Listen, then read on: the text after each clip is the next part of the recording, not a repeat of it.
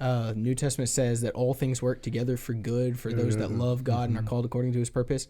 It doesn't say that all things are good along the way, but it says all things work together for good for people with good character, essentially. So if you're living the way you need to be and you're working hard, God will work through those situations.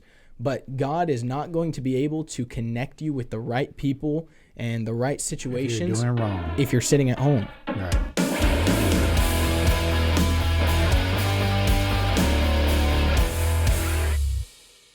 When I was in the Woodlands this past weekend, I was over there near the Market Street, and they had a walk, and it was for Men's Suicide Awareness Month. But then, well, it wasn't for month. No, it's not sorry. like it's an official like federal holiday or anything. So there probably is no actual answer to this. It's just suicide awareness is a part of mental health awareness. So the men's November is National Men's Health Awareness. So it's not just necessarily the mental aspect. Is they're basically saying that all men should go and get checked for the prostate. You know, I mean, we had a discussion at the gym earlier today about, you know, testosterone levels. It's just showing, trying to encourage men to actually go to the doctor, because it's been a stigma that men do not want to go to the doctor. You have to have an arm missing before you actually go to the doctor. So, which I agree. Healthline.com says that the Mental Health America Institution recognizes June as the Men's Mental Health Awareness Month, as does the International Men's Health Month website. Right. So that's for the mental health. So we're talking about the overall general health of men is November. They're basically encouraging people, they're encouraging men to go to the doctor to get checked for prostate, because testicular cancer, because you just read a study that showed that 1 in 2 men will get cancer. 1 in 2 men. That's 50%, right? Yes. That was really good math, Michael. Oh my gosh. I was like, you just had an Alex moment. Yeah, I was We're like, clipping what? this one. It's about time we make someone else look silly. Yeah. And for my facial reaction, I was like, what? Yes. Alex, that's true. This guy went to college. He probably knows. Yeah. I can definitely attest to that. So now it's the November is supposed to be the month that we're supposed to openly discuss the health issues with men. Even one of the other statistic was about the obesity. Wait, let me say this real fast. So you know what they're calling November, though, in general? Is Movember. It's men's November, right? So the whole Movember thing, it's the no shave November, whatever. It's like supposed to be the masculinity month, like growing your mustache out, all that good stuff. Growing your mustache out. So they do encourage that, but more than one third of adults or men in the United States are obese. So 1 out of 3. So that's 33%. Man, you guys are on it. 33.3 to the repetent. Yep. And 12.1% of men 18 years or over are either considered in fair or poor health. Only 12? It's only 12. Well, if a third of us are obese, doesn't that mean a third of us would be considered in poor health?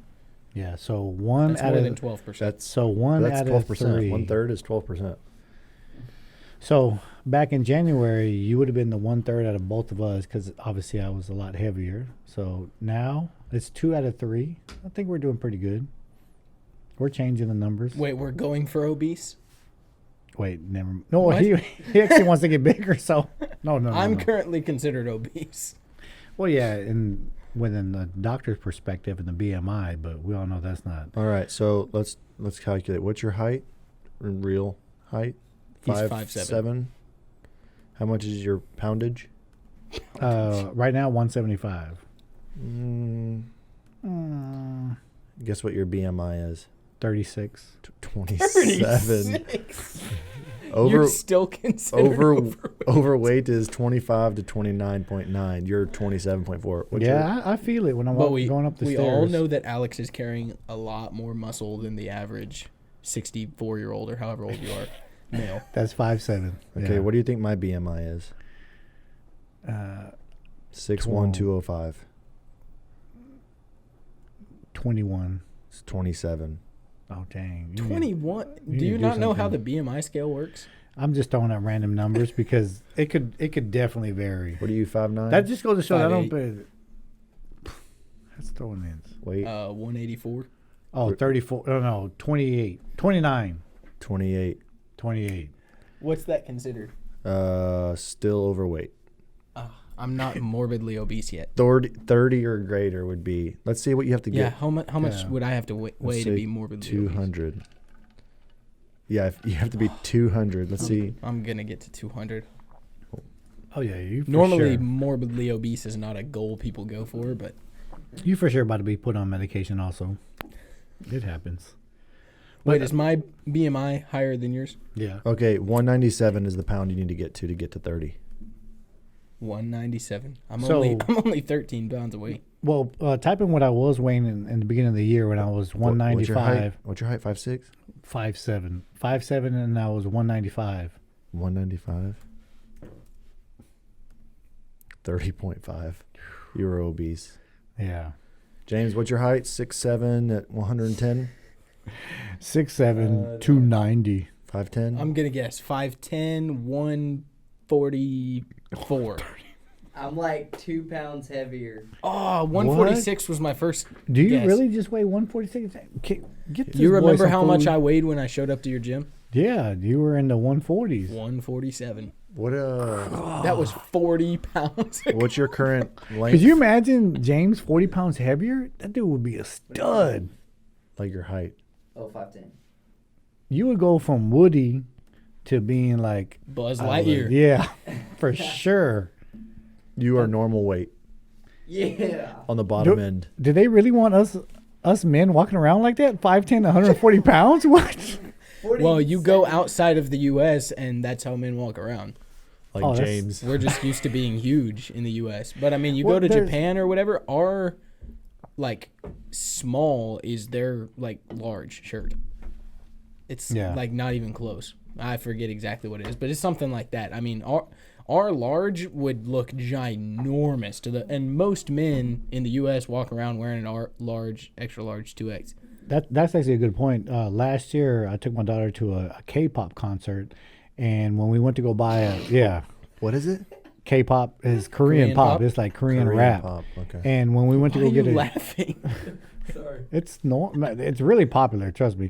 But when we went to go buy shirts, the concert shirts, I asked for a large, and I'm telling you, it looked like it would fit a baby. And so they go based on the sizes, like you said.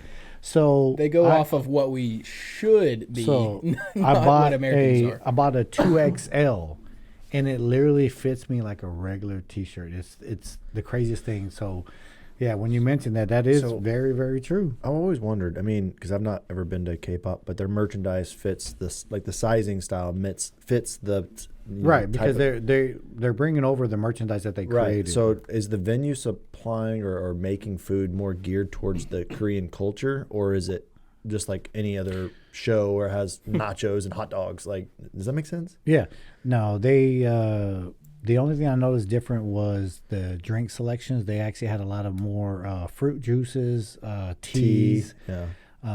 Yeah, I was a little disappointed that they didn't have a beer aisle. I was like, I'm pretty sure they drink beer over That is there. a But very American thing to say.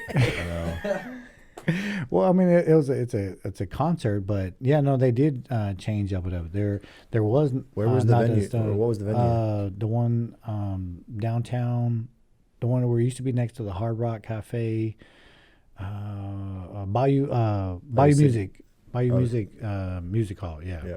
But no, they gear it toward their particular crowd, their particular genre. But Yeah. it was way different. But I thought it was hilarious. So, but what upset me was that my shirt was, $15 more because it was a 2XL, and I'm like, but no, here I'm a large, and I need to be paying $50, not $75 for a concert shirt. So who was at the K-pop singing? DP and Ian, if I said his name right, I don't know. The songs were good. I have no idea what they were saying, but good little beat. So your kids train with you a lot, right? Yeah. So did they just kind of like default into that, or were they into athletics and whatever before you married? No, they were definitely still active. It just give it a, because even before they would always want to kind of come to the gym and start working out. So, I kind of luckily I fell into a good situation where I feel the like incorporation of it is, and it's important because it would have made a big difference the way I live my life now. Sure. Because if I did not have active kids, I can definitely attest to it. And I mean, we're talking about being truthful and honest. It would have definitely bothered me, for sure. So if you had Well, an it's your obese- whole life. That's your career. Yeah. Whatever. That's my. I mean, even if it wasn't my career, I'd still. I feel like I met your kids after you got married. I may be wrong, but I guess I just probably don't remember. Hadn't but no, really seen them. They've been at the around gym. for a minute. So did Alex. That's awful. Oh my goodness.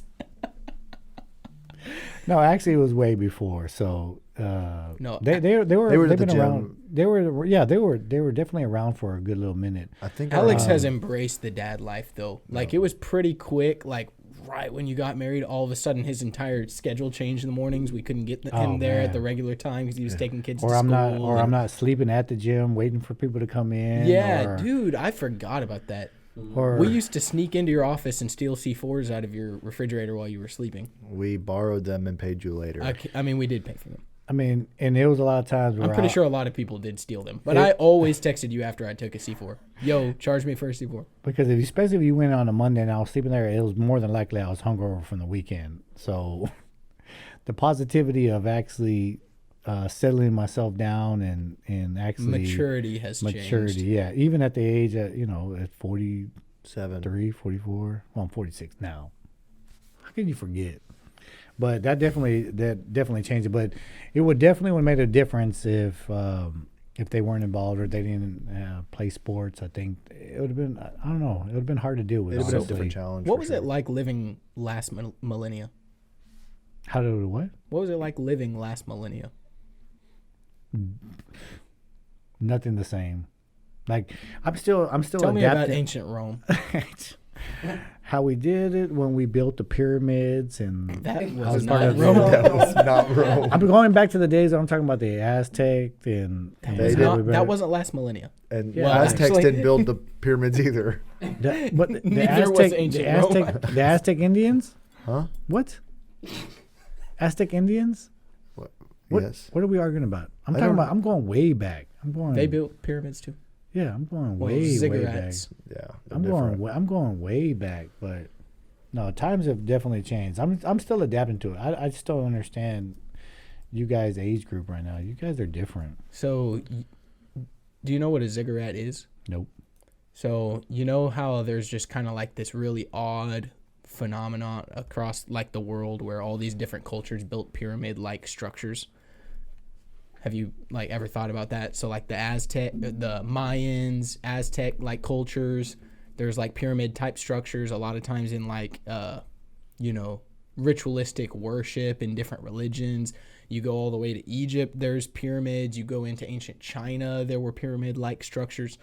And they all kind of vary just a little bit, but the basic idea was it was constant step up until the roof, where a lot of times sacrifices were made and whatever in all these different cultures, which we could get into all the theories as to where those came from, and it's very, very interesting, but it's just very, very cool to look and see how widespread that type of architecture was across the whole world and civilizations that, quote unquote, Without had being able to nothing to do with communicate each with other. each other too, because it was Right. across the whole world, and they weren't able to text each other the plans, but they all end up still looking the same. Wait, text wasn't Okay. around the whole time? Not yet. They probably paged each other maybe. But I No. never used a pager. I'm not old enough for that. Were you used a oh pager? my God, yes. I think I'm going back to pager because Like, I'm not a phone person. I'm not a call person. I'm not a text person. I like interactions, but yeah. He whatever. actually called me last week, and it was one of the weirdest. Like Alex doesn't even pick up calls. You will be texting him, so you know he has his phone in his hand, and then you call him, and he will not. You, pick you up. don't know that might be AI generated text responding. I might just set my phone to AI respond to my text, and I'm going that out a doing thing? something. is that a thing? Yeah. Oh, it should be. No, it is. No, it actually is the thing. You can actually pay a program where AI, it's you download the app, and when it responds, but it's very generic. It'll respond to it, and then it'll just say, okay, cool, I'll respond back to you, or okay, I'll call you back. And I was thinking about doing that, but I was like, no, because if something's more general. Yeah, if it responds and says, I'll call you back, and then you don't call them back. Yeah. I mean, but I said that anyways. But I did have a sister text me today and go, okay, I guess you don't respond to my texts anymore. She texted me like 3 days ago. I am the worst at responding to texts. Sure. The worst. I agree. Yeah. So we are going back to pagers. But anyway, so about the pyramids, I know that they all resemble the same structure, but they were, thousands and thousands of miles apart from each other. So the question was, how are they creating this without having the communication between the thousands and thousands of miles? You want to know the prevailing theory from the Christian perspective? I was hoping to hear it from the theory of, what's that one guy that's always on? Neil deGrasse Tyson. Yeah. How did I know that's who you were talking about? I was thinking Bill Nye. Ancient aliens. You were talking about that guy who paints stuff with the curly hair. No. What? Bob Ross? Van Gogh? Who? Nobody? No. What did you say? I think you're right. Bob Ross. Yeah, Bob Dave Ross. Moss. Oh, yeah. See, he knows Bob Ross. Yeah, look at that. Because he's the only normal American here because he's 5'10", 130 pounds. I'm so not he's- even American. 30. Yeah, not American. But anyway, so No, what's yeah. their So philosophy? the prevailing theory, and it's not like you can 100% prove it because obviously we can't go back and look. But there's a story in the Old Testament. It's the Tower of Babel. Have you heard that name? So essentially, a few generations after the flood, Noah's flood, right? Civilization is kind of rebuilding, and I'm paraphrasing a lot of things, but their main goal was to stay together and build civilization and build a great city because the world had just gotten destroyed a few generations ago, right? And so they're trying to stick close and build more and more powerful. The theory goes, well, the Bible story goes, they started to build a tower, quote unquote, or a building in the middle of their city, and they wanted to, quote unquote, reach heaven. Later on in the story, God gets fed up with them because they were, I guess, relying on their own pride, their own power as a civilization, and not putting their faith in God like they would have been taught from their grandfather, great-grandfather Noah. And God scatters them. And that's where different tongues, dialects came from. That's where different civilizations came from, because God grabbed the people and said, you are not going to be a self-reliant people. And he spreads them across the earth. That's why it was called the Tower of Babel, because all of a sudden the groups of people got split into essentially tribes and no one could understand each other. So the groups that could understand each other grouped together and they got scattered throughout the world. So the theory goes that Tower of Babel was some sort of ziggurat structure or pyramid structure. And when people got scattered across the world, they started trying to rebuild that. And so that's why you see the quote-unquote ziggurat in Egypt, China, Aztec culture, Mayan culture, all over the world with civilizations that had nothing to do with each other.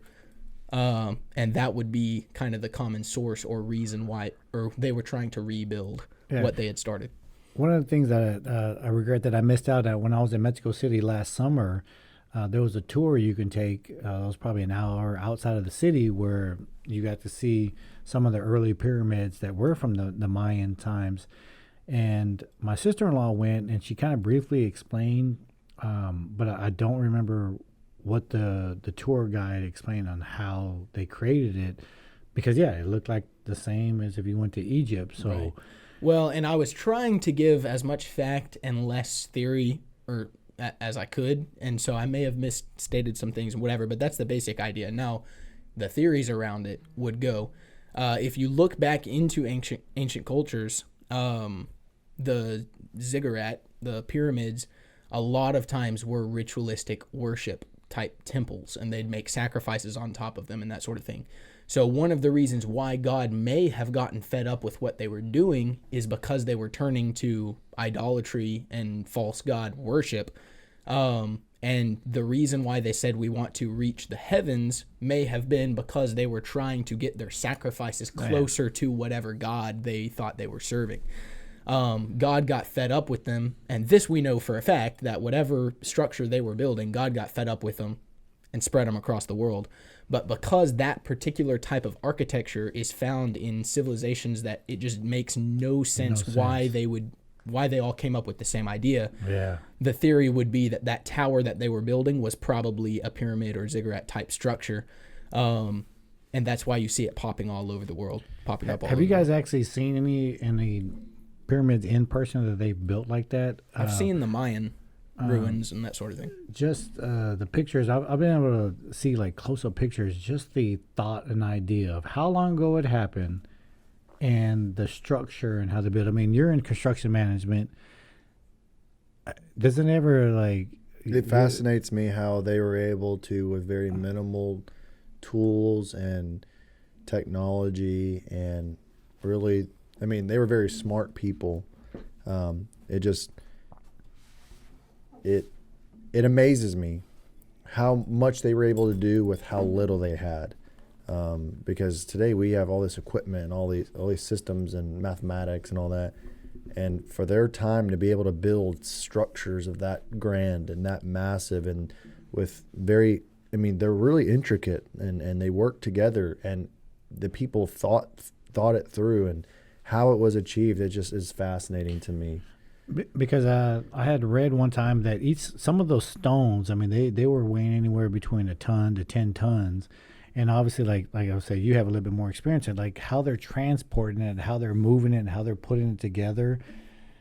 The way I kind of look at things is where do we get into the point in life with technology that we're using it to our advantage, but then it could become a disadvantage, because how many people can do that now, realistically?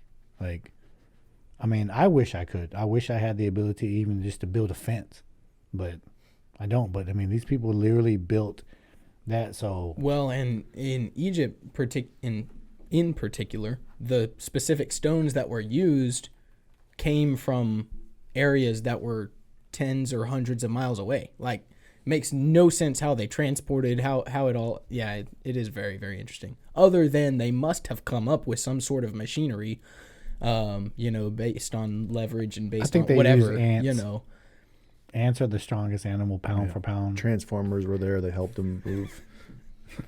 They just got a bunch of ants that transported. Well, it is wild, though. And one of the reasons why I definitely buy into that theory about the Tower of Babel being a ziggurat structure, and there's a lot more evidence than what I probably presented, but one of the reasons is how ridiculously specific that design is, because it's square on the bottom but triangle if you look at it from the side, and so while it varies a little bit, that is the base design that you see across the whole world. So it's just very, very interesting, very odd. Well, I mean, think about it now. If you ask anybody who has no clue, no idea of any of that, if you say, draw me a pyramid, it's going to be the same structure. It's going to be, square bottom and basically a triangle.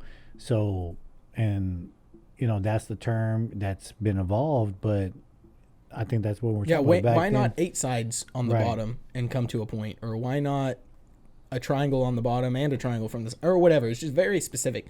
Now, there is some variation to some of that when you look across the world, but the standard kind of baseline, if you say pyramid, it's going to be the same. Looks the same across the world. So, look at our houses today that are square on the bottom, but with pointy rooftops. Do you think that has anything to do with it?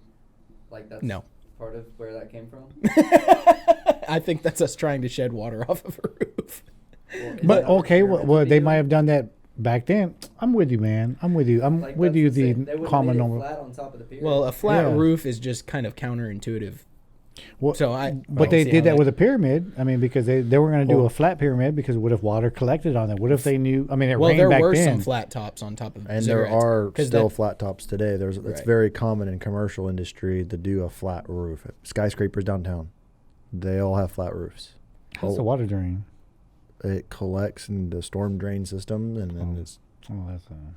I'm with you, James. Yeah, and they're generally in theory, Flat not is, perfectly flat. You know, they're Yeah. going to have a pitch to them or whatever Yeah. still, but a lot of the ziggurats were flat on top because that's where they did their sacrifices and whatever, and unfortunately human sacrifices and wild stuff that happened all across the world. But it's just very interesting. But then you look at Egypt and they've got a little bit of a different, because instead of the step up idea, they actually, from all the evidence we have, smoothed the whole Right. thing, right? And they it was like smooth limestone or something, polished limestone on the outside with gold points, like just, you know.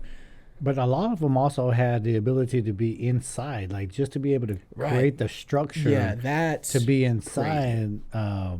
Like, who was that one person that was like, "Listen to me, I have an idea," and everybody's like, "That is not going to work," and they're like, "No." They made it happen. Yeah, yeah, it's I don't know. Have you ever built something like that, similar, like out of snow? Have you ever been around snow? Yeah. So like I remember when I was a kid, we would just pile. There was just tons of snow, and Basically like an igloo. and it kinda? basically got so compact that we would go out on the playground and we would just build these tunnel systems through all this Yeah. snow, and we would just be crawling through it all, and it's all just holding up. And that's what I think of when I think of those pyramids. Is some, and I wasn't willing to crawl through it until somebody else crawled through it. Hey, for well, it's sure. Like it's Yeah. like, you know, sitting at the lunch table in elementary school, and you got somebody like stacking forks and like with these weird leverage tricks, and they've got a fork like hanging way out on the side, but it's counterbalanced by something else. So somehow they figured out how to stack these just right so that it wouldn't collapse in on itself. But how they maintained it before they finished the top, like, I don't know. It's all And there's no very crazy. drafting. There's no pre-editing. There's They no. had no engineers to Yeah. calculate this stuff. Like, They're not. Yeah. They're not looking at it like, we need to move it a little bit to the left. Like, Well, that's why I think even in construction now, and engineers and architects, they can do some amazing things, because now with the mind that we have, and you apply mathematics to it, you're able to even do more things with less. You know, because of the different types of materials and because of the engineering and different stresses and things of that nature. You know, so you kind of have some of these other ways to solve and create such huge structures in these major cities. I mean, look at this, Dubai. I mean, they have some tall, Yes, beautiful buildings, and it's just all that was done mathematically. You know, that wasn't done on accident or just using blocks to build it. I'm not discrediting the pyramids, but for their time and their tools, that's a huge feat. well, and I am very unfamiliar with skyscraper construction, right? I have never done any of that. But I watched a whole video on, I think it was on the Twin Towers in particular, and how they were built and whatever. But I didn't realize that on skyscrapers, one, a lot of times the center is hollow and they have some sort of weight hanging from the top to somehow help with sway, I guess.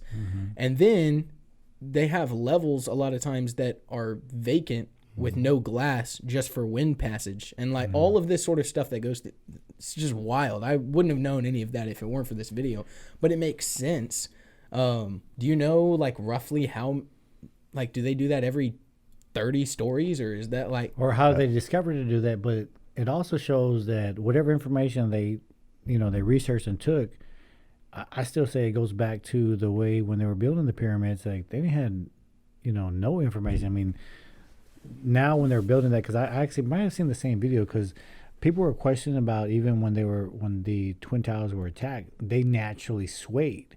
So some of the survivors of the Twin Towers said, we're used to the building swaying because of the construction of it. But then when it hit, that's when they knew that something else was different. So it's like somebody had created the idea. so they weren't reacting at first because they were used to movement in the Right. building.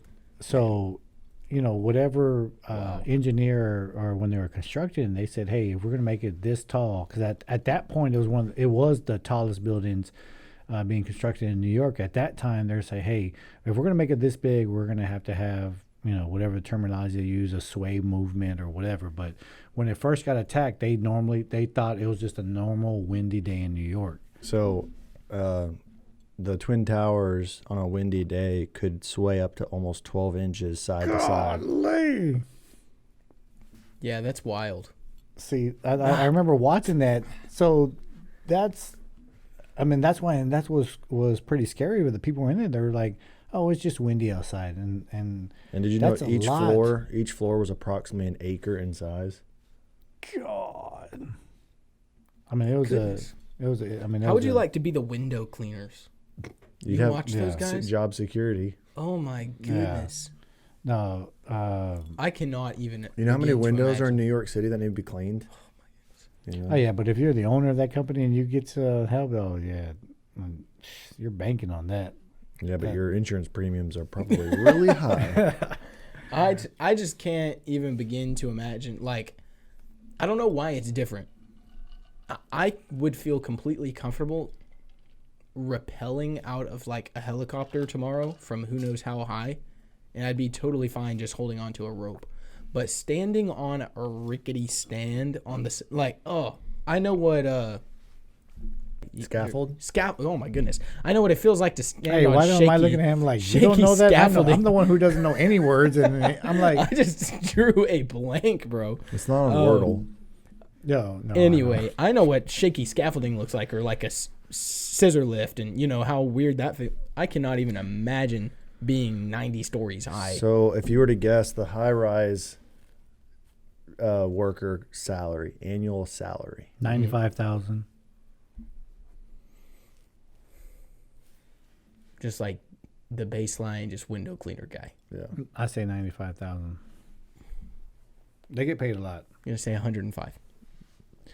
the average high-rise window cleaner salary in Texas, $48,000. What? That's in Texas. As of October 25th, Absolutely 2023. not. No. All right, let me look in New York City. No. Well, No. I'm not doubting the number, but Okay. no way you'd convince me to do that. The average high-rise window cleaner salary in New York, $57,000. Have you I thought guys, I saw one time that it was pretty up there, and I was like, maybe I will never consider that. Have you guys seen the videos on like the tower light bulb changers? Yeah. What is it like for airlines or whatever? I guess the signaling towers or whatever. I mean, they're climbing 100 stories high with no harness, changing one light bulb and climbing all the way back down. They're literally in the clouds climbing by hand. But getting paid a lot. Getting $100,000 to change a light bulb. Yeah. They do 2 of them a year or whatever. Well, I think it's more like 20. I think it's 20 to 40,000. I think it's 20 to 40,000. Crazy. For that, but you have to be on a whole different mindset. Yeah, I'm not doing that. I'm not. I think the highest I'll go. Because if you get stuck, who are you gonna call? You have no cell signal up there. Did you see that recently? I think his name is Jared Leto. He's an actor and he's a singer now. But to promote his album, he climbed the Empire State Building without. No, I don't think he did it free climb, but he climbed the Empire State Building to promote his album. Is that something you would do? No. So the top annual earners for tower light bulb changers is 81,000, but the average is 67. Yeah, but they also But they do like 2 bulbs a year. Yeah. You know, it's like they only change it so often. So I think a lot of this, what we're discussing, is basically tied in how we started off the show with November's men's health month. Like all these jobs, I would have to pretty much say they might be pretty dominated by men, and those are high stress jobs. And yeah, but I mean, men's health also is not just for the working man; it's for the man who doesn't work. You know what I'm saying? Why aren't you working? I know. and I would say just there are jobs that are higher stress. There are jobs that just make men's health decline. But inversely, oppositely, men who aren't working, their mental health also may not be as well, either. Oh, of course. And so there's that middle of the road. I mean, an air traffic controller is a hardworking guy or gal, and their mental health, because of the stress of maintaining that type of lifestyle, it's hard, it's rigorous. And I know someone who retired in that, and he just he talked about how it was very difficult, and because you've got so many lives in your hands, you're having to balance all this, and you've got planes flying real close to each other. I mean, it just. You brought that up. I have a question for both of y'all. Do you think it's fair to judge a man based on his stress levels at work to where he's viewed as more of a man than another? You get what I'm saying? Like based on his stress levels? What? Based on his stress, like if you speak to a man and you know he works from home, he's on the computer, he doesn't interact with much people, or a police officer or fireman, do you feel that we get judged as men based on our occupation?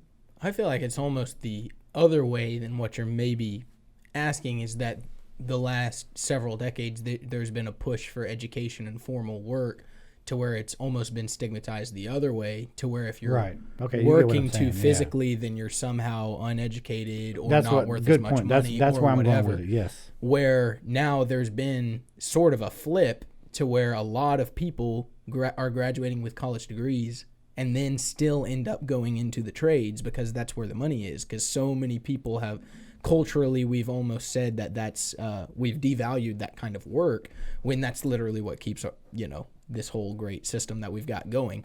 So yeah, there's a lot of money in the trades right now and whatever, but I'm very much a analytical guy. So no, I'm not judging someone's worth off of how much money they make.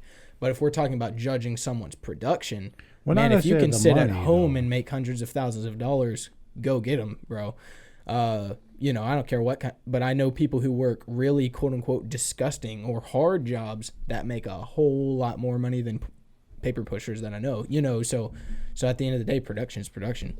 But and you nailed it on the head, because that's what I was kind of referring to, is that sometimes that, people will judge a man by, what they do, that if it's not manly or if it's not, stressful, it's like we've adapted to that, where if we're not stressed, we're not working hard. And, now I think that's something that we have to start kind of focusing on and changing. This, you may be able to sit in an office and direct people, but that's still a stressful job, and somebody who might have to go out and, lay concrete, that's a stressful job. I think it's just the concept of it. But well, there's more types of, and sorry, I'll let Michael chime in. I keep interrupting, but there's more types of production than just the money you generate too. Right. I know people who do a lot of good work that does a lot of good things in the world that they don't make a lot of money, but they're passionate about what they're doing. They believe in it. And I respect that just as much as a guy who goes,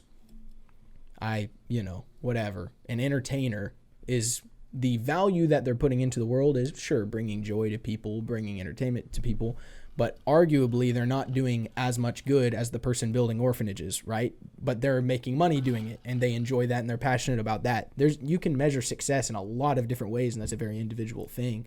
But some of our baseline things that you have to make sure you're checking is, it's in line with your faith, you're doing ethical, good things, you're taking care of your family, that you're not letting your fitness and your finances go down the drain for the type of work that you're doing, that you're taking care of yourself, your business, and the things you're responsible for. So, I think to break down a couple of things for me is, one, in either scenario that you presented was, the guy who stays at home and works and making $100,000 a year versus the guy who's in an office building making $100,000 a year, whatever, that type of scenario, to me, they're the same, because in both scenarios, the person is working.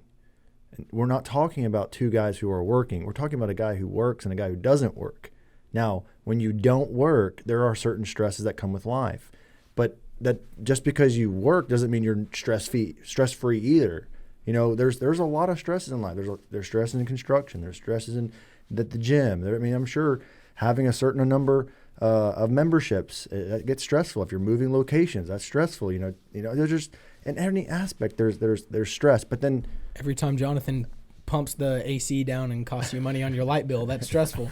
Yeah, but I don't know. I think stress is all around, and we've got to try to work through that and navigate that. But then another thing that I want to talk about is, I love what I do, and for a long time I wanted to go do something that I loved, and I eventually got there, and I didn't know what I wanted to do. I was so lost. I didn't know whether I wanted to be an architect or whether I wanted to be an engineer or what I never thought I was going to do construction because my dad did construction. I was trying to go to a different route. And then I got to a spot where I learned and I realized there's a whole world to construction. Construction's not just pouring concrete. Right. There's a lot more to construction. There's finance in construction. I mean, there's HR in construction. I mean, there's so many different facets. You can say I'm going into construction. That's very vague. But people not naturally think construction is concrete and brick and whatever, and that's not construction. There's a lot that happens in construction. So, but with that, I think people need to also love what you do. There's a guy that is on social media, and it's a kid. And guess what he does? He goes in these neighborhoods and he's made tons of money, and he cleans people's trash cans. Yeah. He just washes them. Yeah. And people have him come to their neighborhood and he washes their trash can. No one wants to wash a trash can. No one. And guess what? He has no competition because nobody wants to do that. And my point is go love what you do. And when you do that every day you wake up, it's not about all the distractions, all the stress. It's about loving what you do and being successful at that. So, but I think the hardest part with what you said is that love what you do and having people to accept that if you're going to do something that you love doing, whether it makes you, living money or what I would say balling money, like you're paying thousands, you're paying really good, because there is a difference, because there still is that stigma that men, obviously we have to be the providers. We're providing for the household. The stress levels of how much money we're making. I mean, I think to this time that men are judged and critiqued by how much money they make and what they provide for the families. For a man to say, I love what I'm doing, and I'm, maybe I'm only getting paid $35,000 a year, but we live comfortably. We have a roof over our head. We're eating. We have clothes on our back. Accept me for who I am. And I think when I quit my corporate job and I was making a boo-ha-yana of money and I literally slashed it into a third. My ex-wife was like, but so we're not going to go to Whole Foods for grocery shopping? I'm like, no, we're going to Aldi. We're going to go. I still shop at Aldi, bro. Oh, I love Aldi. Love Aldi. Yeah, that's why never shop there. Yeah, no, it's pretty good, man. Check it out. Anyways, but it was that stigma that I carried. I was like, look, I'm about to start a new business. I'm not just going to fly into something that was going to start making a lot of money. Then, fortunately, obviously, it started getting better, but that created pressure at the time that I realized that now that back then there's a lot of men that they may not identify the fact that, hey, look, we have the pressure of how much money we're going to make, what we're going to provide the family, where we're going to live, what kind of cars we're going to drive, how much food we have in the refrigerator. And I mean, you're saying it, you have to still take the initiative as a man to go find what you love. Because I do believe you can make money doing what you love. I do believe that. But it's the amount of work you have to put into it. Jonathan's attest to it. You're attest to it. James attest to it. I'm attest to it. But you have to put in work. It's not going to fall on your lap. So let me ask you guys a question. From your experience, how do you determine whether something is a hobby or it's a living? According to IRS, after 7 years, if you're reporting a loss, it's a hobby. No, but my point is... It's very vague to say do what you love, right? I've always done music, so I've always done what I loved. But music wasn't always what I did for a living, because for a long time, music didn't make a living. So it'd be irresponsible for someone to take that phrase out of context and go, oh, well, let me just drop everything and go become a musician with no path to success, right? So, and then... maybe you do try music for 10 years of your life and it never takes up while working another job, and eventually you accept that will just be a hobby. When do you decide that? I think that's why I like the phrase love what you do more than do what you love. And the reason for that is because I may have hobbies on the side that I will always do no matter if it's bringing me money or not, because it's a hobby, right? That's what I love to do. But if I am in a certain area, like for instance, I served fried chicken for a restaurant, and I just really tried to love what I do. I wanted to be the best chicken sandwich cooker. I wanted to be the best servant. I wanted to be the best clerk at the cashier register. I wanted to be the best, and so I loved what I was doing. Now, was that the end goal? Was that where I wanted to be in 20 years? No. But in the moment, I was loving what I did so I can get to do the things so that I can get to do the things I want to do. And so eventually I got there. And so well, I think it's kind of what you were saying about construction earlier is doing what you love. Let's say you love music. That may not mean that you're a professional artist. Right. Maybe that means you're writing music for a corporation that puts music into shows or movies. I know those people. That may mean that you become a sound engineer. That may be lighting, you become a producer, or that you're, a music teacher or whatever. That could mean a lot of things. And so opening your mind to go, okay, what's the industry that I love? Now let me find something in that industry that will make me money. And if your hobbies just happen to take off, go do that and make money. That's even better. But it's good to find things that are.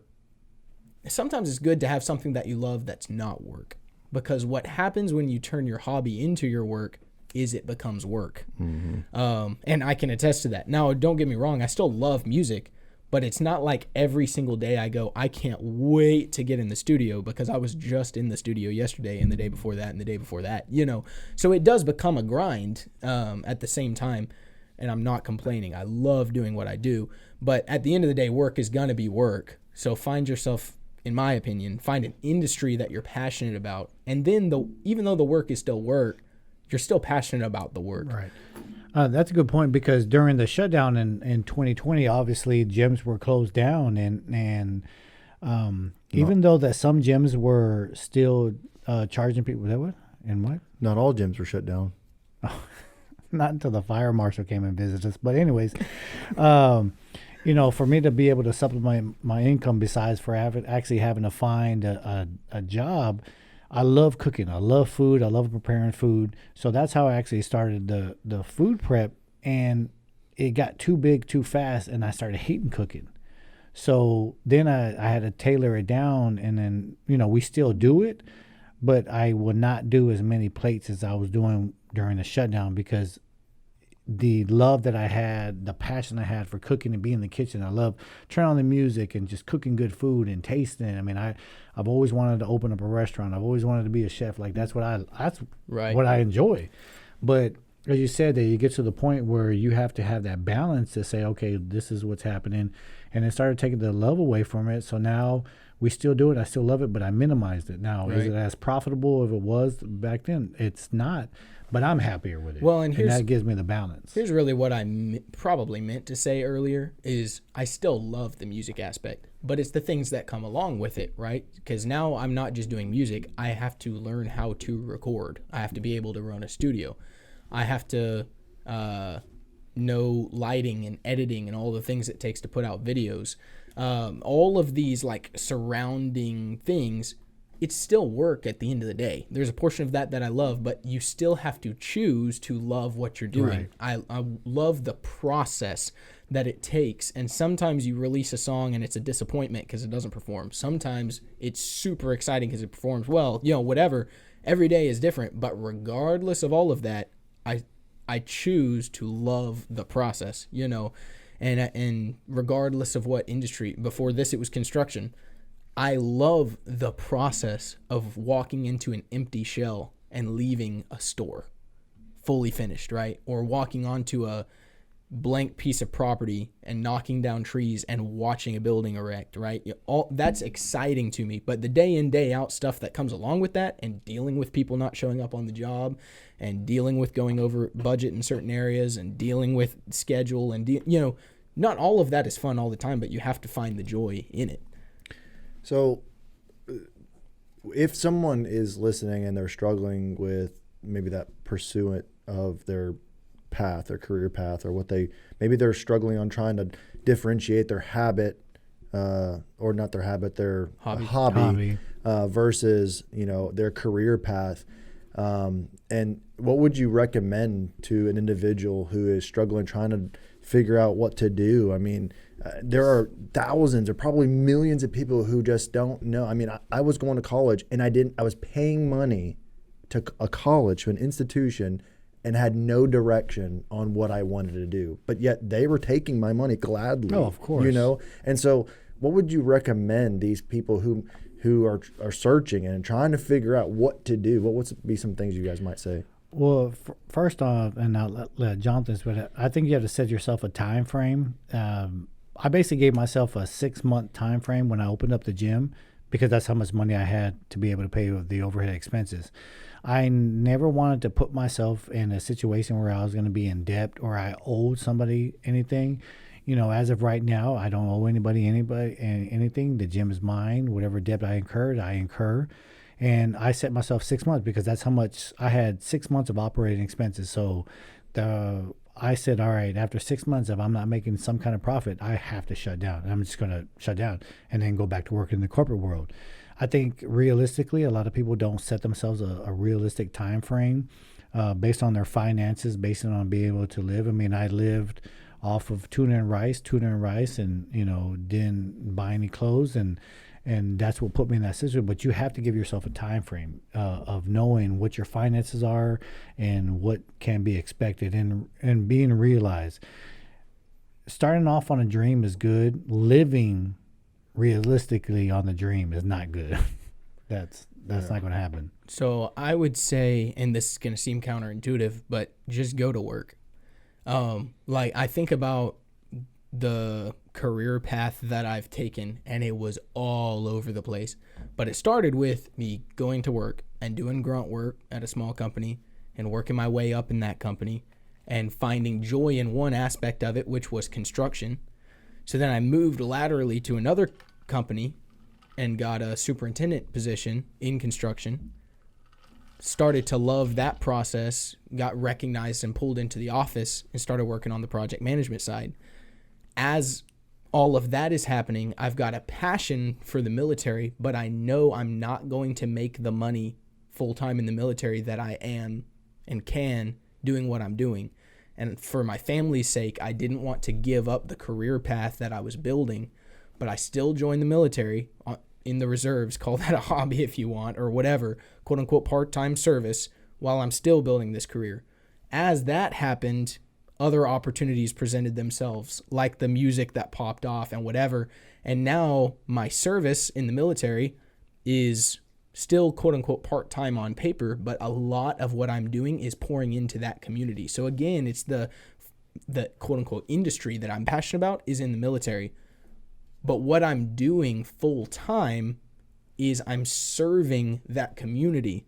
So Michael thought that construction was being a superintendent or being a concrete guy or being a bricklayer, but he still went into construction, but it was in a different way. I'm literally serving, but on top of that, I'm able to serve the military community, veteran community, and being a part of organizations that's building homes for them. And now I'm involved in construction again because I'm involved in these organizations where we're building homes for people, right? And all of these weird different connections from all the different experiences I had have come together into a career that I now have, and I love it. But that only happened because I just chose to go to work. I didn't really have direction, didn't really know, but you start working, you start meeting people in a lot of different industries and through your work and your coworkers and their experiences, and you start to pick up on things that you're very interested in, and you just never know where your career is going to end up going. But that doesn't happen if you sit at home. That happens when you're out and about and you're working and you're meeting people and you're networking. That was a really long answer, but go to work, go to work, go get experiences. You'll find things that you like. I mean, just like we talked about last week and with your recent song, I think Michael had said it, your fallback is your comeback. Like, you go through all this and you find a different path, and, you found the path that, God put you in that situation where all of them, I do believe that it all connected for a reason. I could say a dozen different connections that happened for the same thing for me, leaving the corporate world to open up a gym. There's been a lot of connections to it. So that's good. And then, Michael figuring out what he wants to do, and he enjoys doing it finally through all his, ups and downs. So, well, and it's like good. You said, things come together. So New Testament says that all things work together for good for those that love God and are called according to his purpose. It doesn't say that all things are good along the way, but it says all things work together for good for people with good character, essentially. Right. So if you're living the way you need to be and you're working hard, God will work through those situations. But God is not going to be able to connect you with the right people and the right situations if you're doing wrong. If you're sitting at home. Right. You've got to go to work. The ark didn't build itself for Noah. Noah had to build an ark, and then God saved him from the flood because he did that. Exactly. So, yes, Noah found grace in the eyes of the Lord. God was looking out for him. Noah had to put in work, and so do the stuff. Be a part of the grind. Great decisions over a long timeline eventually will lead you to discovering that purpose and those things that you're passionate about. Well, it goes to VCP, which is visibility, credibility, profitability. In order to be profitable, you must be credible. In order to be credible, you must be visibly doing something, right? And so you got to be out there. The guy who owns a landscaping company, if he says, you know what, I own a landscaping company, and he never goes out and he hands out business cards, goes to network meetings, goes and knocks doors and says, I can do landscaping. If he never is visible, he will not be profitable, ever, right? That makes sense. He's sitting at home and he's got all this lawn equipment. So he has to go out and he has to make himself visible. He has to go and work. He has to go and grind. He has to be different than all the other landscapers so that he gains his credibility. And then when he comes and mows my lawn and I enjoy his service, and he does, guess who I'm going to call? I'm going to say, Alex, you got to try this guy. He's fair in price. He's good at what he does. He has my credit. He has earned that credibility, right? Now he's going to start turning and making more money and being very profitable. And that's the same principle he's talking about. You've got to go out and you've got to work. And then your thing too, you got to set realistic goals. And I think there are many men who are sitting at home that they're struggling mentally. And I want them to know that mental health concerns is a very serious thing. It doesn't make you a weak person because you're struggling mentally. You need to seek help. It's not, there's this mentality in America that, be a man can't have an emotion or whatever. Yeah. That's untrue. And you need to seek medical or counseling for if you're struggling mentally. I mean, that you just cannot talk to someone. Yeah. It's tough being a man. I mean, we just shared a lot of stories of where our career path's gone. And I mean, I know a lot of men can relate to it. It's tough being a man. It's tough being the expectation, and then you have a family. Whether you're single or not, you still have the expectations of being a man. So, I mean, it's tough. It's tough out there for us. But we gotta stick together. And the other thing I will say with that, again, being present, being involved with the right people, your quote unquote networking. The group of people you have around you is extremely important because unmet expectations will happen regardless. You can do everything right and you're going to have failures along the way. You're going to have harder times. All of those things are happening. And if you don't have the support system around you, it makes it 10 times harder. So plug into a support system. Well, they say chickens don't fly with eagles.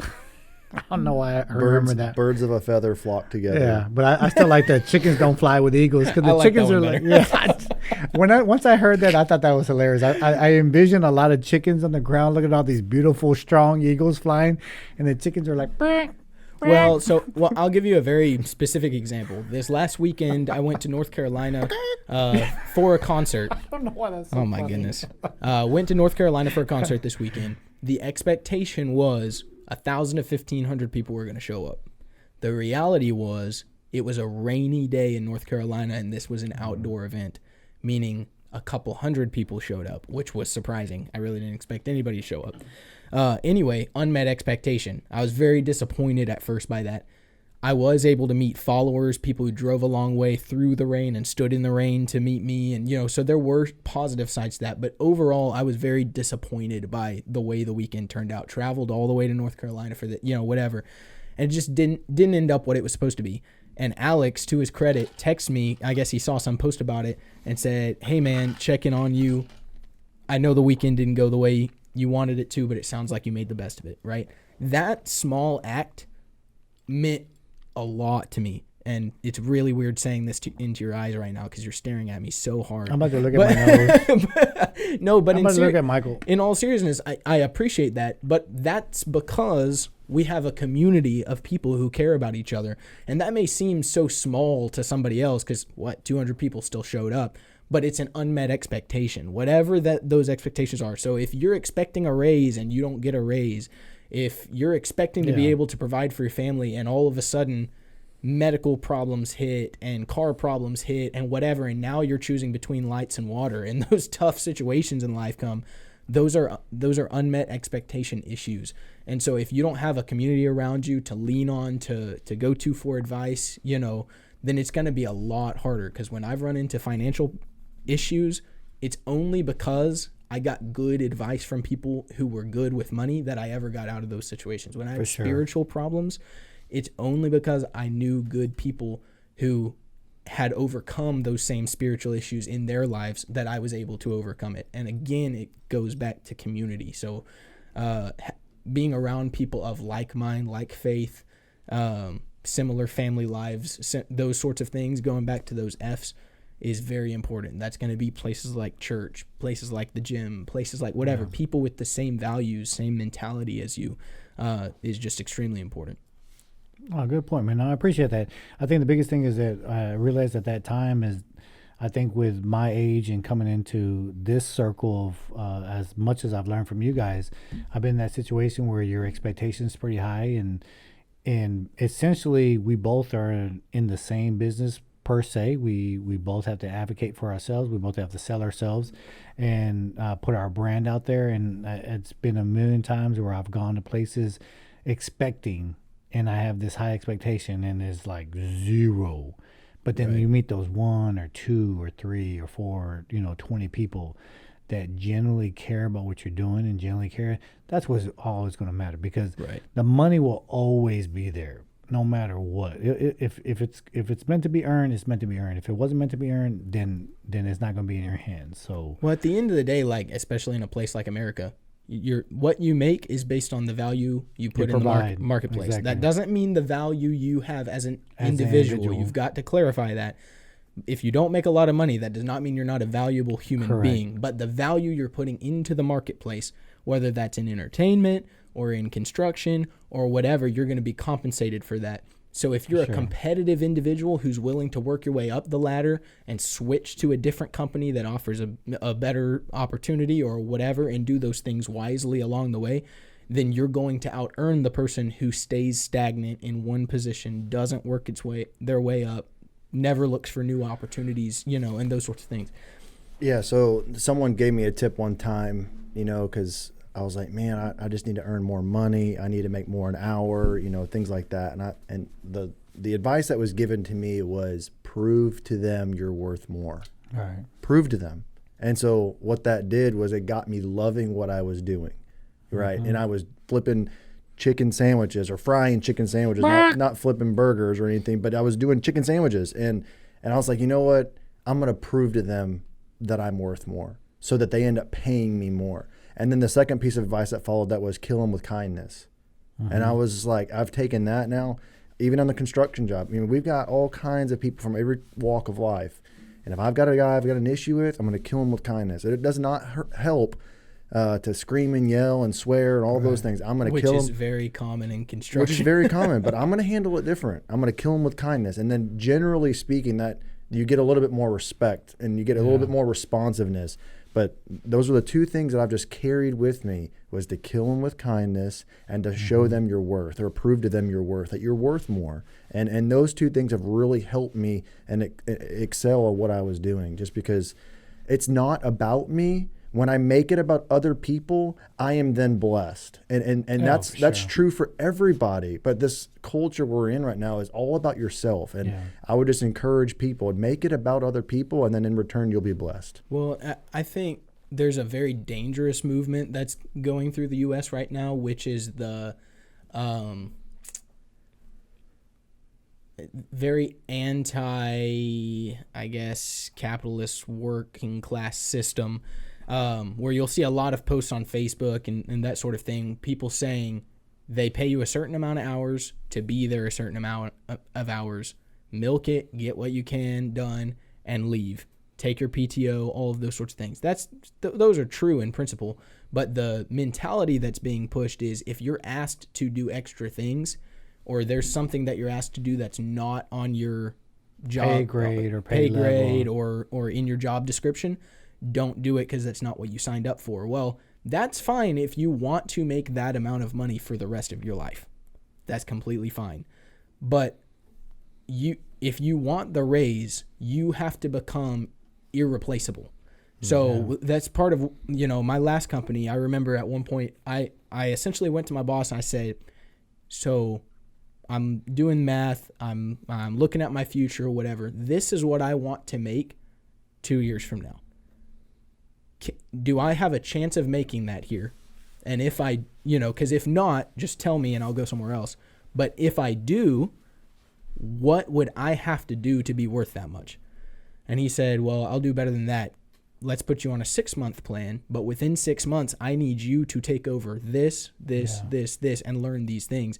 And so I probably worked a lot more than 40 hours for those 6 months, but eventually I got to where I needed to be. And it's because at the end of those 6 months, it would have been a lot harder to replace me because I knew the ins and outs of these things. You provided the value. Right. If all I do is go in and punch a clock and I do data entry, they can hire anybody to do data entry. That's what they're hiring you to do, is that they're paying you to do that task. Right. Now prove to them you're worth more. Now prove that I can take on more tasks that makes me harder to replace, because once you're in a position where they need you, not just someone in your position, but they need you because you know what you're doing. Right. Now you're in a position where they are probably going to provide more bonus opportunities, more raise opportunities, because the last thing they want is for you to leave. Right. And so very similar, even if you're self-employed, very, very similar situation. If all Alex ever did was show up, punch the clock, write some things on the board, here's the workouts for today, and leave, eventually that's going to get old and people are going to go, this guy provides no value to me. But if he wants more people to join the gym, if he wants those people to invite their friends, he's got to provide a level of value that the gym across the street is not providing, that may charge $10 less. The AC at 63 degrees. 45 degrees less, or whatever. The AC at 60 degrees. Or actual training. My knee hurts. But you get what I'm saying. If you're not planning to succeed, then you're planning to fail. Or if you fail to plan, then you plan to fail, or whatever. Yeah. You have to have a future in mind. You have to have, where do you want Team Swole 10 years from now? Because if you try to stay where you're at, Team Swole will dwindle away. It is what it is. Yeah. If you always do what you've always done, you'll always be where you've always been. There you go. Didn't Bruce Lee say that? I don't know. That's not who I heard it from. Wait, no, Bruce Lee. No, I don't think. If you always do what you've always done, you'll always be where you always been. Where you always been. Scientific word am I looking for? Like the law of degradation or whatever. Mm-hmm. Thermodynamics. The second law. Is the universe moves towards chaos or whatever. Essentially, your business is going to do the same thing. Your job is going to do the same thing. If you are not being proactive, then you become less valuable. If they're paying you hoping for this, or hoping you'll work your way up to this, and you always stay at team member, eventually your spot's going to get replaced with somebody who will work their way up, Everybody's replaceable. Because every boss is selfish to an extent. Every boss wants to do less work. Yeah. All of us want to do less work. And if you eventually own the company, then that is you now have the ability to be in that position. So if I take more tasks off of my boss, why would he not want that? That means he can go and play golf more. That means he can go do whatever the boss does or wants to do, or he can grow and expand if that's what he wants to do. He can be an entrepreneur. But if he's muddied down in tasks that I could learn, then what is the point of me being there, right? So that's how I always viewed it. You hired me to make your life easier, or else I wouldn't be here. You could do all this work by yourself, but you don't want to. That's why you're hiring employees. So take as many tasks off your boss as possible, and all of a sudden you're going to be a lot more valuable to your boss. So your boss can go on a hunting trip for 2 weeks in another country. And when I say selfish, I don't mean in a negative sense. It's just that obviously when it comes to the business, their number one goal is for them to make as much money doing as little as possible. Oh, sure. I mean, that's just common sense. Very good. Man, too much knowledge all in one session. My brain is just rattling. Cuckoo!